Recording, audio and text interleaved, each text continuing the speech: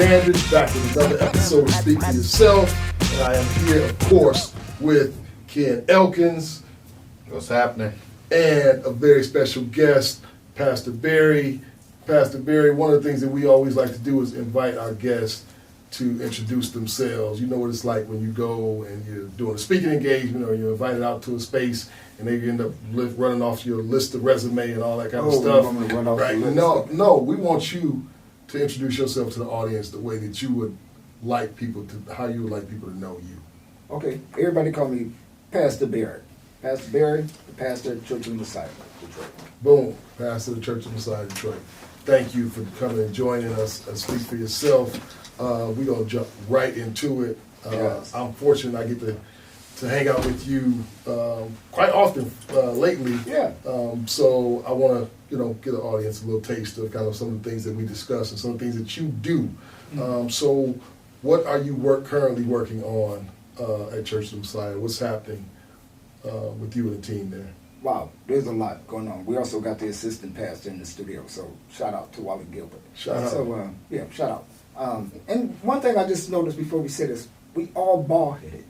So that is a good thing. When you get bald-headed minds together, I think that's great because you ain't got to worry about other deficient. income. I'm here Ken is in deficient. denial a little I'm bit. here deficient. I just have a deficiency of hair. I'm bald-headed. I'm proud to be part of the squad. Ken's still in denial. If you want to waste your time on growing hair, that's not a good thing because you be putting that energy to something else. So be glad when it's gone because you ain't got to worry as much. It's easier You to have be a bald. beard. You have a beard. Okay, you got some facial hair. So God is good. So at Church of the Messiah, we do a little bit of everything. So we are totally a community-based church. One of our biggest ministry is our housing. So we have built or rehab 213 units of housing. Wow. We also own 73 vacant lots. I think that's what it was at last count. We believe you cannot gentrify a neighborhood if you own it. So our thing is for us to be able to own it, and we only do affordable housing, even though that's very hard to do, but we do affordable housing. We also have an employment office. We do the wraparound service, try to find people in the neighborhood jobs. We mostly work with the court system, so we try to find jobs for returning citizens in particular. Okay. That's one of the things we do. We have a business incubation center inside of the church. So inside of that business... What is that? So we help you start your business. So if you come with an idea and say, hey, Pastor Barry, I want to be able to start my own clothing line, then we help put the wraparound services around you to help you be able to do that. Now, what are a couple of those wraparound services? Yeah, so we help launch Nikki's Ginger Tea, right, which is in 94 stores across the state, all the Whole Foods, Zingerman Bakehouse. Started right there at Church of Messiah. In the basement, in the kitchen. That's how it got started. And then we started a clothing line, which is called Kill the Hate. Young man came in with an anger issue, but he knew how to make clothes. So we helped him start his clothing line and got him in the Fisher building so he can, sell his clothes. There's a candle company called Bright Creations. There was a lady who came. She was making candles, and so we opened up the space to her. And she was in Macomb Mall, but she was selling at Eastern Market, MGM Grand, Motor City Casino, and the Water Station. Those were just some of her spots. A video production company came out of that. We also do a radio show called I Am Detroit. Y'all got a radio show? Oh, yeah. It's How long you been doing that? 10 years. Wow. All right, so sorry, I you ain't been on the radio. Right. I've been on the radio. Right. I think it's time for us to cut this podcast. Wait We're a minute. do it later. No, after the radio show. I thought this was the bald-headed camaraderie. So therefore, we'll have you all come on the radio. It's called I Am Detroit, and now our young people are running that show. Me, Pastor Wally, and one of our other members, we started that 10 years ago. Okay. Now we don't do it. It's on 5 days a week, and our young people actually bring on the guests. Nice. So the radio show is part of that. We're the internet provider for our community and neighborhood. So we got Comcast, AT&T, and Church of the Messiah. And we go in just like them, and I must admit, our high-speed internet is probably better than theirs. We took Ray Ran Pookie, taught them how to install the internet, and so now they help to bring internet to the community. When we started, 40% of Detroit didn't have the internet. So you have people from the neighborhood that you're working in, where the church is located. And where is that, by the way? Where Oh, is East Dwan Grand knows. Boulevard in Lafayette. Right. Okay. Right on the corner of East Grand Boulevard in Lafayette. And church started at 12 o'clock, and it's 1 hour. So, So what community is that? Island View. Island View, okay. Island View, that's the Island View community. And so all the homes that you own and the vacant lots are all in that same community? All in that same area. Okay. Yeah. So you've been able to recruit folks from the neighborhood, employ them, and have them go out and install cable in the neighborhood? Well, it's the same way that AT&T and Comcast do it. So they go in, they put the router in. The assistant pastor do that. I don't do that. Right. But he in charge of that. But they making it upwards of $20 an hour. And you creating jobs for people that are in Island View. Oh yeah, that's our whole thing. Wow. But you don't have to live in Island View. We'll take you from anywhere. Right, Even the west side of Detroit. We're Whoa, on so the he east gonna side. start set tripping. Ken, he was they was doing some serious set tripping east side, west side before you came in here. Well, you know, I've been on the east side of Detroit for quite some time Not since I been, moved to Detroit. It's called live. Live. Thank you. Just So, been, you're a visitor. There you go. So I've lived on the east side of Detroit since I've been Yeah. in Detroit. So Ken, I'm rolling with the east Ken side. is a fair weather bandwagon person. He has no allegiance. He has no allegiance to. Well, I have allegiance to Saginaw. I have Saginaw. allegiance to Saginaw. Oh, Saginaw, you know what it's like. Right. I have allegiance to Saginaw. That's where I'm from. But I've been adopted by Detroit. So Island View is over in the Belle Isle area. So if you know what Belle Isle is, you know what Island View is. And we Okay. named it Island View because of the view of the island. So we named it Island View. That area did not have a name. So we named it. Who is the we, right? Because when you start You and Pastor Wallace? So- What's Pastor Wallace? You and Pastor Wallace named it? Wait, it was a group of us that got together. That Yeah. area had no name. Yeah. And so then we went it was downtown, Rivertown, Blank Spot, West Village, Indian Village. Right. Oh, no, we ain't gonna be blank. We're Now, gonna it's good to be have blank for a minute because we bought up all the land. Right. So when nobody paying attention, you buy all the land, you do what you got to do in order to empower your people. So Yeah. before you become overt, you become covert. In the background, you just make sure that you're doing the work that you're supposed to do. That's it. We also have solar power charging stations in the neighborhood if the power go out. We still have power to be able to do things like charge a phone, charge a laptop, that type of thing. And then we grow our own food too. So why are you doing all that? You're a pastor, right? Why don't you just Right. like go and preach and Well, that's the easy do a part. Bible study and then let the community Save worry some about people. itself? You know what I mean? Why are you doing all of that work in the neighborhood, in the community? The preachers are servants. That's what we forget. The preacher is a servant. We're mostly last. We're called to serve our community, neighborhood, our congregations. It's up to us to be able to make the word of God tangible. You know, we always talk it and we preach it, but we have to do it. And since we believe, we Christian, we love all denominations, but we believe a virgin had a baby. If a virgin can have a baby, we can build houses, we can employ people, we can create our own jobs, we can do our own thing. And that's what God is calling us to do. He's calling the people of God to be able to do things. Then when we do it, we make equitable communities. Not equal, we make them equitable. So whatever it is that you need, we make sure that you have that. Love it. So what do you mean by that? Give me an example of whatever, of how you've done that. How does that look?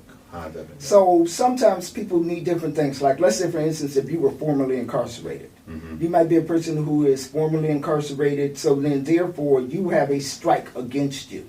Well, the church don't look at that as a strike against you. We put you on the same playing field as everybody else. We will qualify you to be able to do what it is that you do. Like, for instance, we had a young man who was selling drugs in the neighborhood, formerly incarcerated, and we rebuilt in the neighborhood, and we told him that he needed to do something else.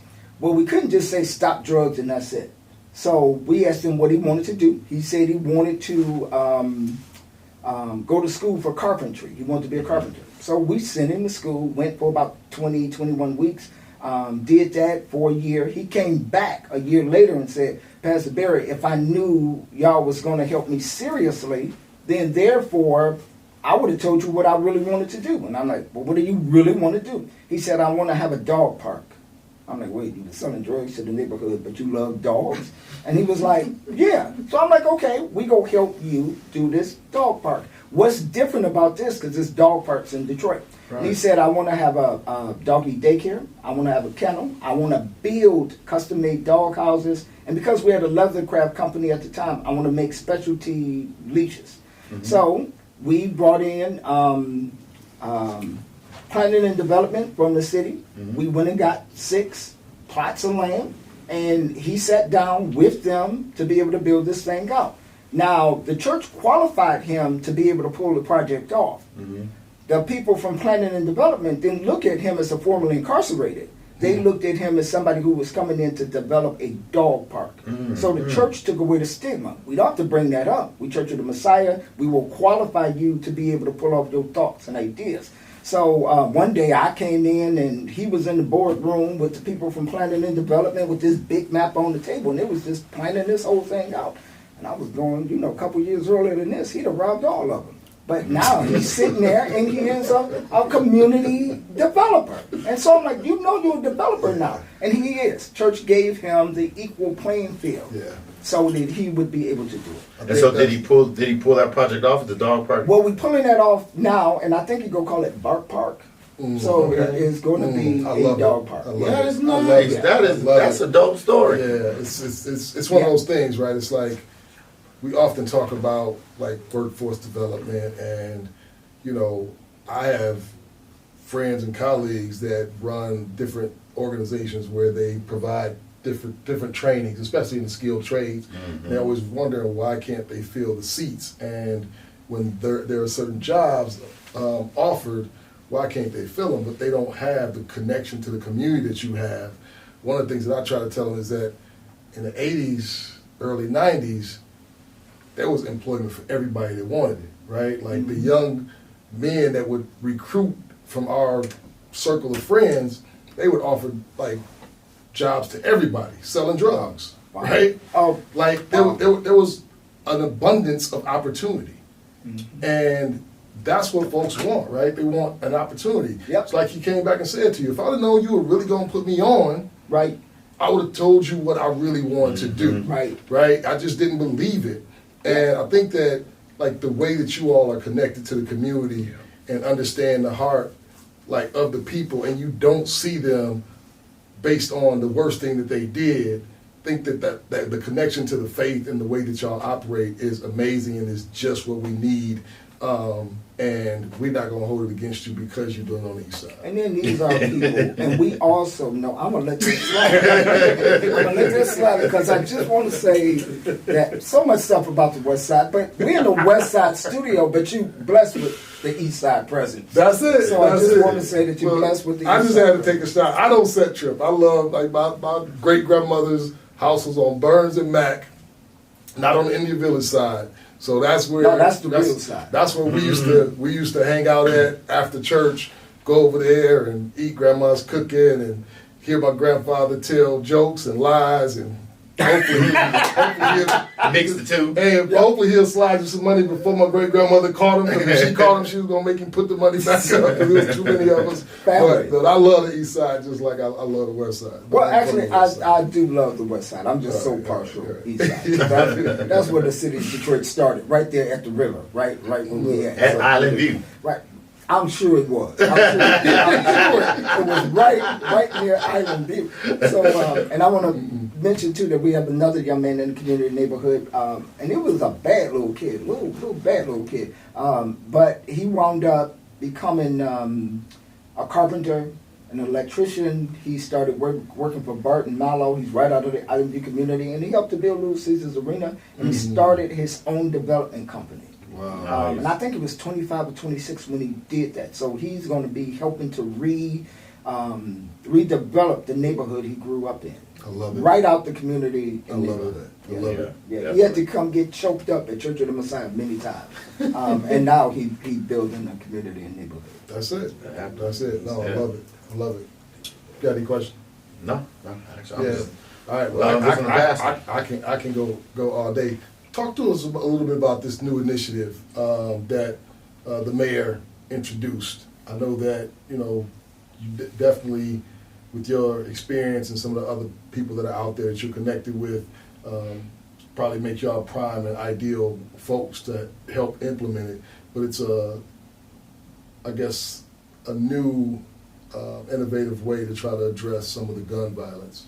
Yeah, so we do a lot of work when it comes to gun violence. We've been doing something that we call it Silence the Violence. We've been doing this since 2008.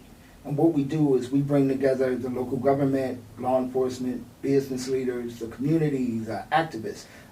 We have a community march. Last year, God, we had over 1,000 people show up to this thing. And we honor the innocent victims of gun violence. We know marches don't stop gun violence. The march is a memorial march honoring those who died. So it's to let everybody know these are our loved ones, we love them, and they no longer have a voice, so we're going to be their voice. So we do that for that reason. And then afterwards, we bring together all of these community groups, and we say what we're doing in order to eradicate gun violence as we know it. A lot of grassroots organizations, and you have people who are boots on the ground, those who know how to get to the ones with the guns, those who know how to work with all of the challenges of why somebody would go down that road. So we've been doing that, and we're known for that work, that gun violence work that we do. But the way we do the gun violence work is to do the wraparound services. So ours is through the housing, through the employment, through building jobs, infrastructure, getting kids into college too. I forgot to mention, we have an 84-member marching band. And the marching band is a literacy program that helped the kids be able to get into college on music scholarships. You hear a lot about sports scholarships where you can get music scholarships, and we got these wonderful band directors who are teachers or professors, help the kids to be able to get into school. So when the mayor put this initiative together, he invited a lot of us to the mayor's office, and I was there, and I was with all of these community groups. And I must say, a lot of formerly incarcerated people are doing great things. Yes. Are doing great things in this city, because I was yeah. sitting there thinking almost everybody that I admire who do this boots on the ground work, the grassroots work, are people who are formerly incarcerated who know how it is. Yep. So they can come out and speak to. So he invited us, talked about what the program was. For what it is that we do, we're interested in doing a wraparound, but we work with people like Friends and Family, Ray Winans. Shout out to Ray. Yeah, shout out to Ray. And Ray is a member of Church of the Messiah. And so he do the boots on the ground work. So he will be the one who will be spearheading that. And he is the one who's going after the grant. And we just go help with the wraparound. So if we all get together, we can do something to eradicate gun violence. And then, of course, we didn't create gun violence. And I'm older than the two of you, so I'm 60. Talk about so it, man. Talk about that then. yeah, Right? what talk about what being? Yeah, you said we didn't create that. No, Right? we didn't create none of this. We didn't create the poverty, we didn't create the mass incarceration, we didn't create the illiteracy, we didn't make Detroit the poorest big city in the country. This starts at high levels. I always preach about, But we're the face of it, right? Like Yeah, when people name all of those things, they associate it with us. well, that's because of the fact that this trap has been set, and it's been set for centuries. You got to remember, when we talk about wickedness in high places in the Bible, so y'all asked the preacher to come out here. So Let's go there. Right. Let's go So there. when you talk about wickedness in high places, it starts here, and it trickles down to the people on the bottom. So there are traps for people who are on the bottom. And so then, therefore, when you create a system, y'all know when I came in here, I'm looking at this thing of Black Bottom, where black people know how to build community. One of the things I want to get people to stop saying, black people don't work together. Almost everybody we work with is black. We do work together. We do make it happen. We do build the businesses. We That's a do lie. build the. I can say that's a lie. That is Yeah. not true. And we help to eradicate all of this stuff. But what happens is when you stop and build your own power, wickedness in high places destroys it. So you got to remember, we didn't destroy Black Bottom. So when you get racists who stop and say, I don't want you in my store, I don't want to do business with you because I don't like you because you black. So we build our own. And then we build our own shops, our own restaurants, our own barbershops, all of the stuff, create our own economy. Then the wickedness come and say, oh damn, now look at all the money they making with each other. So we're got our community being the way it's supposed to be. We don't decide we go put a freeway through it. We don't have that type of power to decide that. We don't drop bombs or set things on fire. And we don't have the system owning the system enough to be able to say for the insurance companies who should give you all your money back. Oh, well, if yeah. it's racist in general, you ain't getting nothing back. So Yeah. then you get this stigma, oh, black people can't stick together. Oh, we don't know how to work together. But these wicked systems are making these decisions and turning the table. It's kind of remind me of Colin Kaepernick. Colin Kaepernick, tired of police brutality, decided to take a knee. We got the powers that be that took the brother's message and turned it and made it about the flag. Yeah. And then made Right. it about Made it about the patriotism. flag. It had Yeah. nothing to do with patriotism. Nothing. So when you own the ability to change the narrative of somebody's story, you turn them out to be the bad guy. That's it. That's it. So That's it is it all this the way. thing of, we don't Yeah. hold that power to Yeah. do the destruction at the bottom. And so the people at the top tell the people in the middle, it ain't us at the top, it's the ones at the bottom. Don't look at us, look at the bottom. Yeah, and it's funny how when you change that narrative, because I remember just going back to the Kaepernick thing, and I'm a veteran. I've never saw it about patriotism, but I can talk to some black veterans, and they definitely thought it was about patriotism. No, Like, if how the can you media see that? Like, tell you, no, because they switched the narrative. Yeah. You change the narrative. You take Black Lives Matter, which is about Black Lives Matter. Not better than, not Right. more important. Damn, Just- just matter. just- it just That's matter. all- That's it's a it. statement, Black Lives Matter. Then you put it on a terrorist watch group. Right. Right. You change the narrative of what the message is. And as Yeah. black people, we always are in a situation where we will go out and do good, and then you have wickedness in high places that will change your narrative and then put it out in the media and try to convince everybody that you're evil or what you're doing is evil and all you're trying to do is empower. So Yeah. Brother Man got blacklisted. He just got blacklisted completely. Who is Ber-Henda Williams? You can call her Woman for short. She's a speaker, biz coach, facilitator, educator, bilingual poet, and producer of cultural programs. Her work is interdisciplinary and intersectional: race, gender, culture, and spirituality. She has spoken on the stages of corporate, academic, religious, and faith-based institutions, as well as rallies, moderated panels, and served as an event host. Get the Be Intentional experience. Log on to BerHendaWilliams.com. That's BER-HENDA Williams.com. Yeah, no, it's interesting. I mean, I think about, like, even the land and gun violence and violence in general, right? But, like, even before we were occupying some of the spaces that we occupy, there were gangs and gun violence here long before that, right? I mean, you have a history of, like, all types of gangs that ran these streets in these neighborhoods, and from Prohibition and going back even before that, right? Like the fight over this land. If you talk about the natives that occupied the space, Yep. right? So, like, you just have different hosts.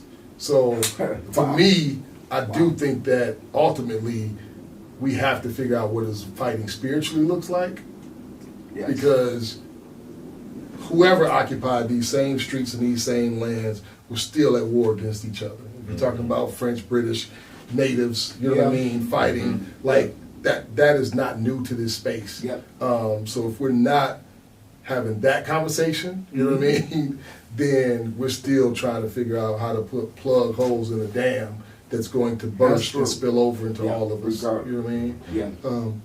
But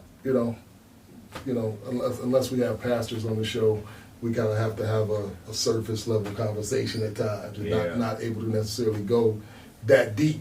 You know what I mean? I do want to talk a little bit about something. I'll go back a little bit. I remember when you were describing the wraparound services for the businesses that were launched at Church of the Messiah. But I also remember hearing you say, if y'all had an accountant that was a member of the church, or a lawyer that was a member of the Yeah. church, right? Because Nikki might be able to make a really, really good tea. But that don't mean you know business. Right. Exactly. And that's what it is that we need to know as people. We have to share all things in common.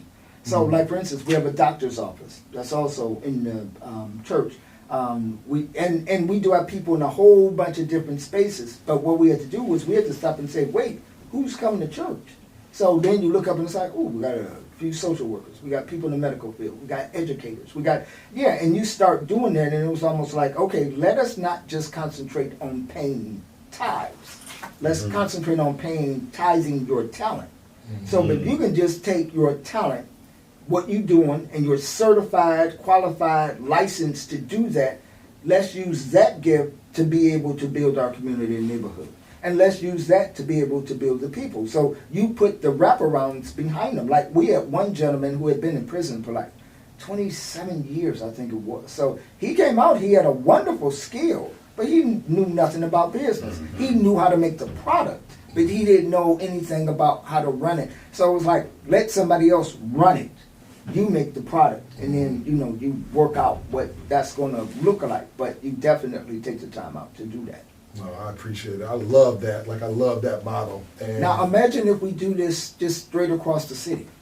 I love it. Imagine if we do that, because we What's stopping us? Well, Right. nothing except first we need to stop saying we don't work together. I keep telling people, what do you mean? Everybody now know is black. I mean, I know white people and different Right. nationalities, but everybody that we work with, we're working with incredible, talented black people who are making it happen.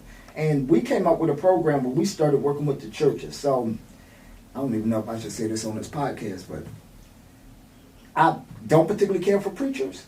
I mean, I know I'm a preacher, but I've never particularly don't care cared for for them too much preachers. either. Yeah, I mean, because you stop and you think 4,000 churches in Detroit, it should be the holiest place on earth, and yet and still it's not. And if we would just take our time and get on the same mission, forget denomination and pick up righteousness and literally just do what's right and do the work that we need to do. Imagine in all of these churches, you got hundreds of thousands of people in Detroit who are going to church. So imagine if every preacher got up and said, let me do an asset assessment of my congregation. What do we have where we can build a community and neighborhood? You'll find out that you got people in the skilled trades, you got entrepreneurs, you got people who are architects, you got accountants, you got all of these different people. And imagine if we put down denomination and said, what we're going to do is we're going to take all of these assets and we're going to take these assets and we're going to rebuild our community and neighborhood. We came up with a plan where we were saying it would be as simple as, if it's 4,000 churches, this is before COVID, 4,000 churches. If every church gave $100 a year, I don't care how small you are, you can give $100 a year. You're right. But we'd have $400,000. Right. About 7,000 ministers in the city of Detroit. We give $100. $1.1 million. We take the $1.1 million, it cannot go back into any religious organization. If we take that and decide we're going to put that back into the community and neighborhood, how many vacant properties can we buy? How much land can we buy? Can we get a vacant school? Can we build an innovation center? Can we get the people to volunteer to rebuild the community and neighborhood? And then we can do that one neighborhood at a time. And if every year we're raising that $1.1 million, we can do a lot in the city of Detroit, especially if we do it in the hood. Because money would just follow that, right? Yeah. Like one thing I know about fundraising is if somebody see a pot of money and something productive being done with that money and a story being attached to it, Yeah. other money follows that, right? Yeah. So I love that model. It's similar to what we do at Black Leaders Detroit, right? I love what y'all do here. Yeah, so I love it. that's- Even though it's on the west side, I love it. well, we Our we money all go over the everywhere, place. right? We're all Our over the money goes place. everywhere. It's Detroit focused. No specific neighborhood. But I mean, I love that model. I think I get the sentiment and the heart behind what you're saying when you say you don't like pastors. But I think what you're really saying Well, is it's not that I really don't Yeah, like pastors. I I know. wish we Yeah. could just get on one accord. One accord. Yeah. Don't Yeah. make it about denomination. Yeah. All of our children are being murdered in the street. All of our people are being affected by poverty. Yeah. All of us are being affected by so many things in this.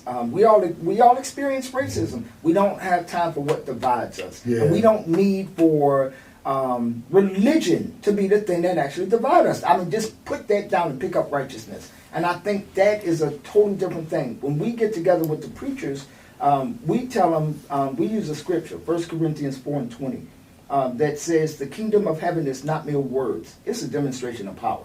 If we would demonstrate the power of what the people of God could do, then therefore, and be the church, we will show people what it is we can do.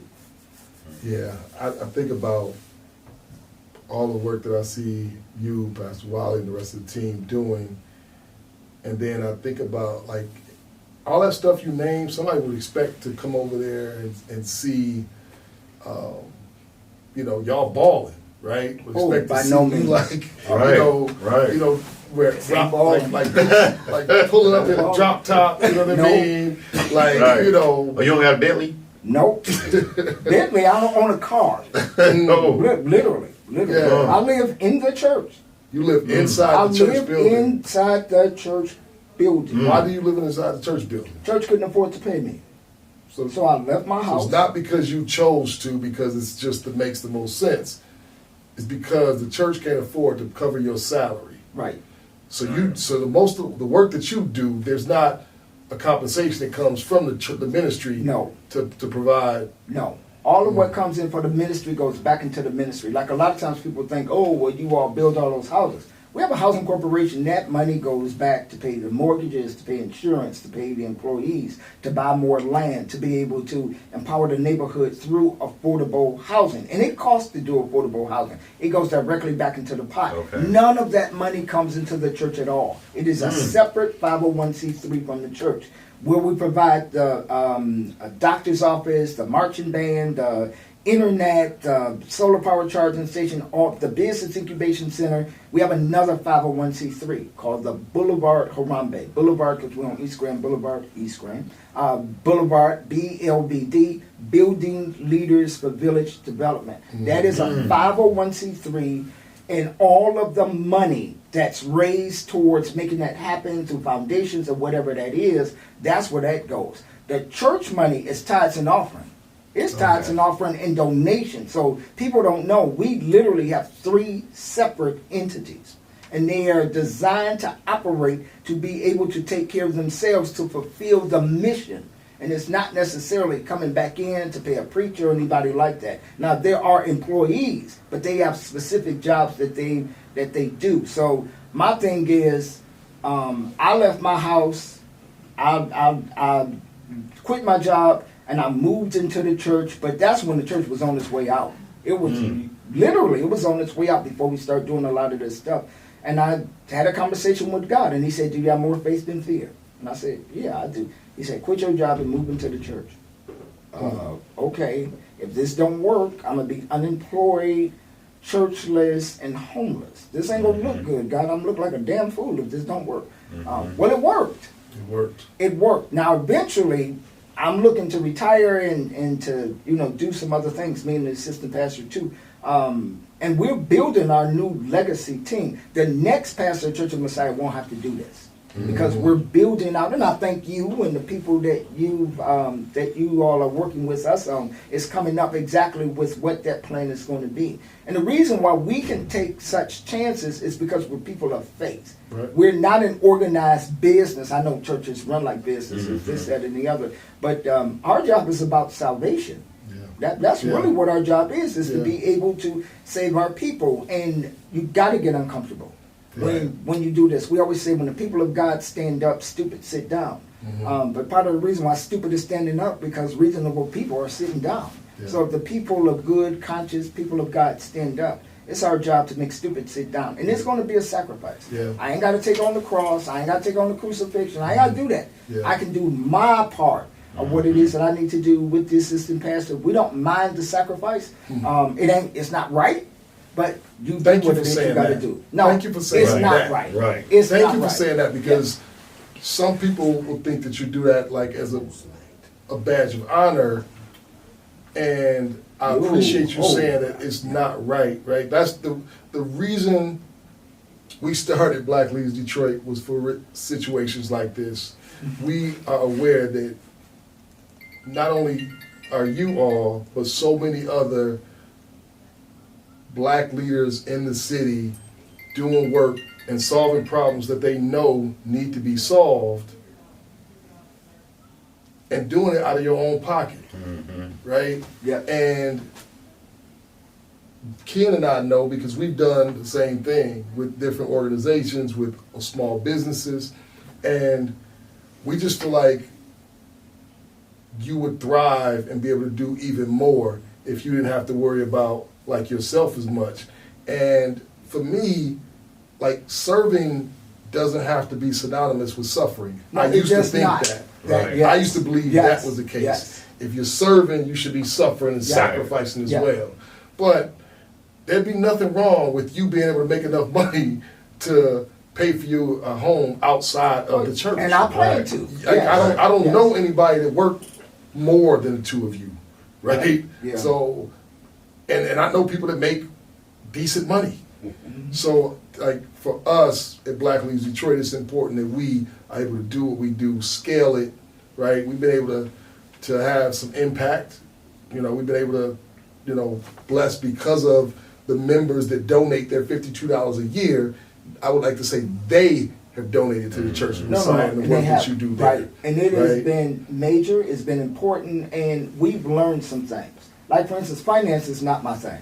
That is not my thing. I know how to do the stuff I know how to do, and I appreciate people who know how to do the other things. Because I always get people who say, Pastor, how come, if you can pull all of that off, how come you can't do this other thing? Okay. I'm not Jesus and I don't know everything. I know how to do this. I need somebody who know how to do the other part Right. to be able to say, this is how you build and create that other part, because I really don't know how to do that. I don't know all things. That's why, and I don't know how you wound up.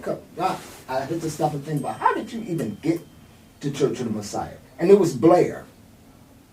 You came with Blair Anderson. No. It was not Blair? No. You know who told me about you first? A really, really good friend of mine, Denise, who I used to Lyles? work with. Denise Lyles. Denise She made Lyles. a connection. She came over and met you, and her and I were working together at Life for Model, and she was like, Dwan, you got to meet Pastor Barry. She was Wow. like, he's doing some amazing work, and then I got to Googling you, and I'm like, man, where's this brother been? Like, Yeah. but everybody knew you, I guess, except for me. So I ended up coming over there to meet with you, the brother Dino Van from Steep. Yep, Steve. And we had a meeting and In the a hallway, discussion. yep. Now, Black Leads Detroit was still an idea that we had kind of Wow. turned into an organization at that time, but we were just kind of launching at the time. So we hadn't done much besides building, because we've been able to learn what the infrastructure looks like, Yes. how to build the infrastructure and those other things, right?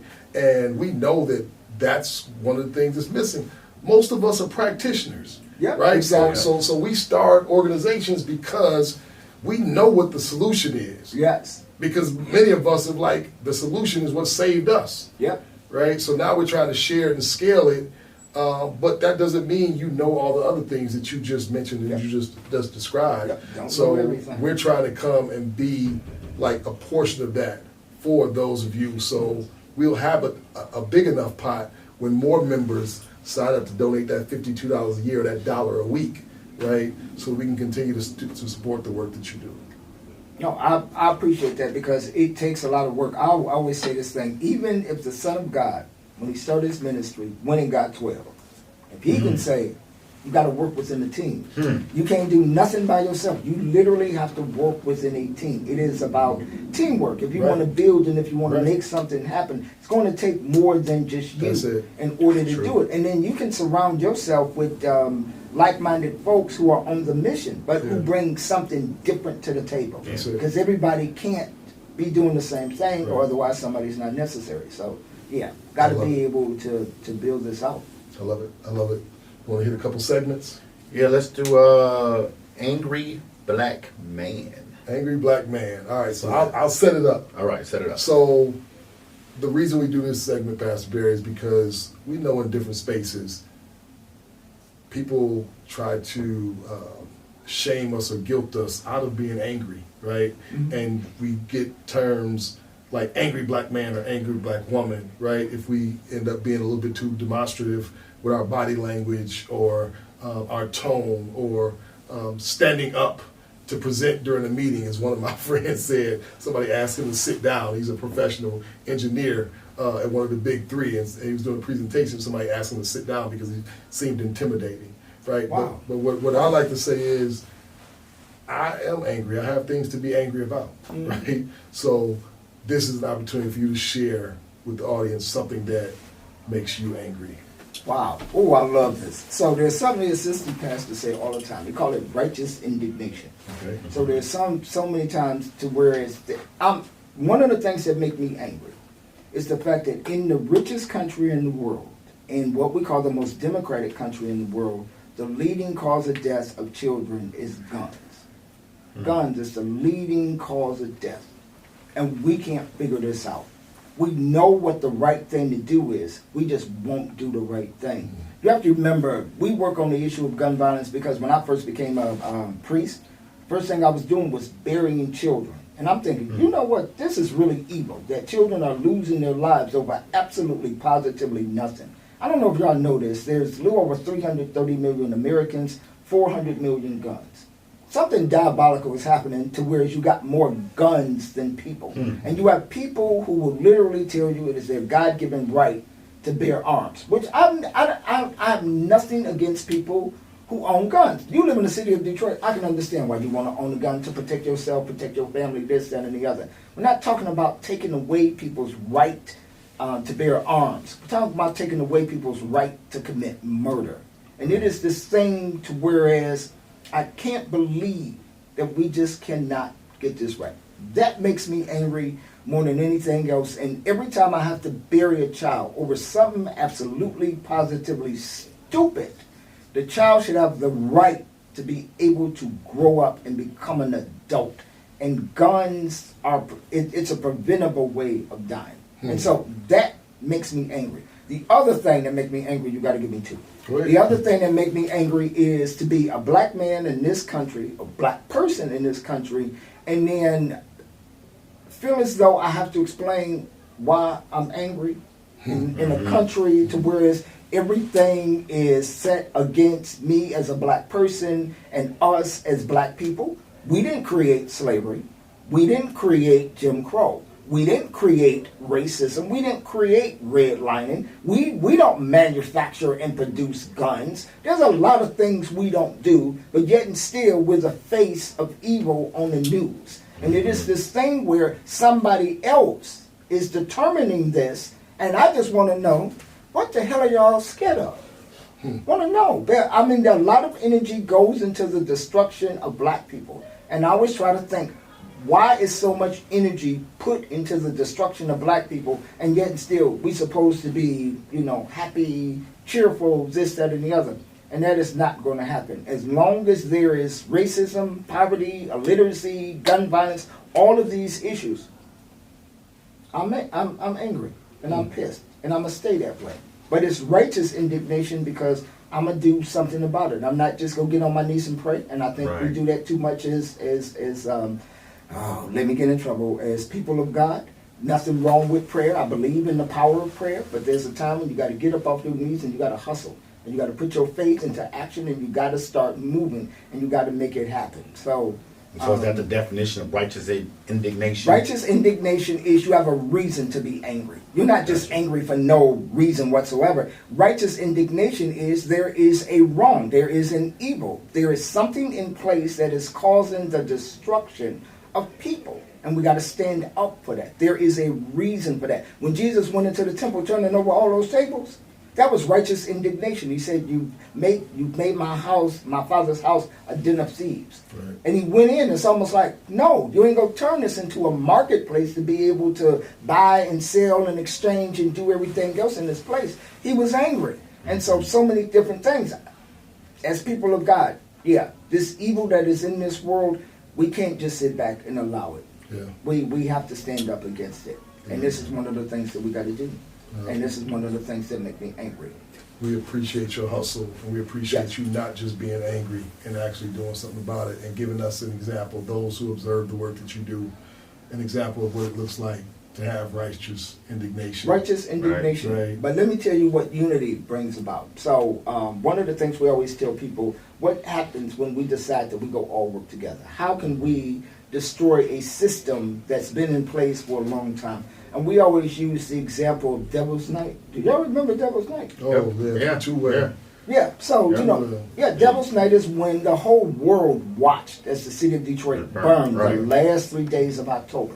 Yeah. But what happened? People got together activists got together with clergy, with law enforcement, with politicians, with the block clubs, and said, no, this will not be our reality. And so from Devil's Night came Angel's Night. People going out, being the largest volunteer group effort in the country, doing something on those 3 days. Now, it took years, but people went out year after year after year after year after year, and finally, there's no more Angels Night. Now we don't even talk about it. And now there's a generation of children who will never know what Devil's Night was because people said, we're going to eradicate this. This is what happened when everybody decided to go get on the same page and say, we're not going to fight, but we're going to work together. I love it. And that's what it is. So it went from Devil's Night to Angel's Night to now we don't do it at all. And that's what happens when we all get together and decide that we're going to make a difference in all of this. Church of Messiah, get together with Black Leaders Detroit, get together with other groups, organizations. We can eradicate this, and we can make this happen. Totally doable. And that's what God is waiting on. We ain't waiting on God. God is waiting on us. He's giving us everything it is that we need. Yeah. For that unity That's piece. it. I love it. I love it. Yeah. So as I would assume, and correct me if I'm putting words in your mouth, that you would identify as strong, proud, and black. As sure as I am black and bald-headed, yes. And East Sider. And an East Sider. Strong, black, bald-head, East Sider leader. East Side, yes. You know, gotta incorporate the set trip into it. Just can't resist. No, I'll put it in there. But what about, speak to somebody that may assume that because you identify as strong, proud, black, East Side of Detroit, Island View, that they might assume that you're not willing to work with people from different backgrounds, different walks of life, different you have to. ethnicities. Yeah, you have to. Look, I'm going to take it back because I'm a preacher. Jesus Christ, the Son of God, who we all know, had disciples. Now, you the Son of God, seem like you do it all by yourself. Right. He knew this wasn't a job that he was going to do by himself.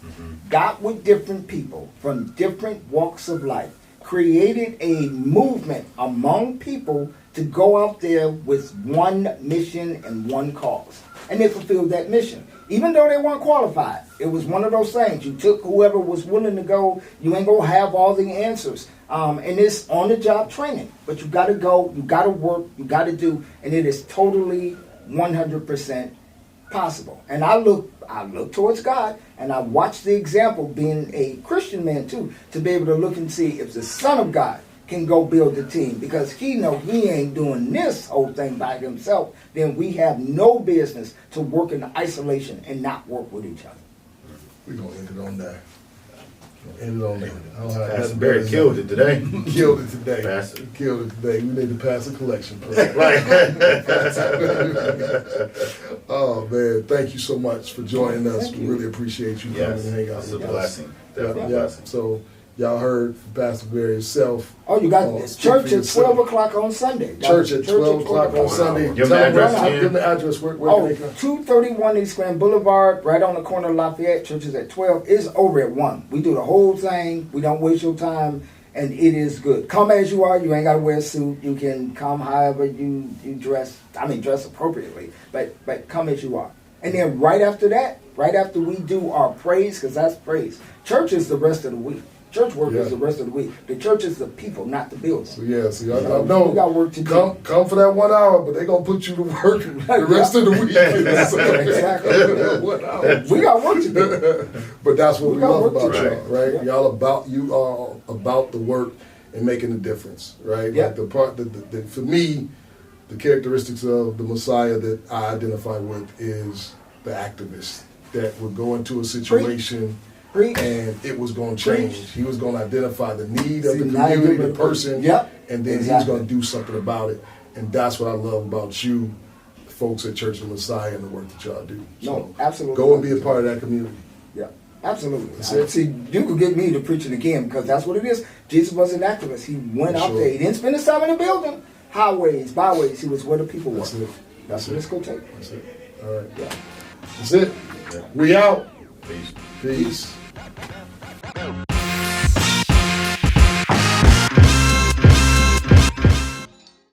Calling all cyclists, we're talking about the two-wheel pedal pushers that love a good long ride. It's the Ride for Equity Kickoff from Detroit to Ferndale and back. It's the first leg of a 7-day ride from Detroit to Mackinac. It all starts on May 21st at 8 a.m. Get your bike ready for the big Ride for Equity Kickoff, starting at Marygrove College and rolling into Ferndale on May 21st starting at 8 a.m. To register, go to bldrideforequity.org. This ride is to raise funds for Black entrepreneurs and bring awareness to the importance of equitable funding practices. It's 7 days of biking from Detroit to Mackinac, and it all starts at the Big Ride for Equity Kickoff from Detroit to Ferndale, May 21st at 8 a.m. on the campus of Marygrove College. Go to bldrideforequity.org to register. Are you ready to ride?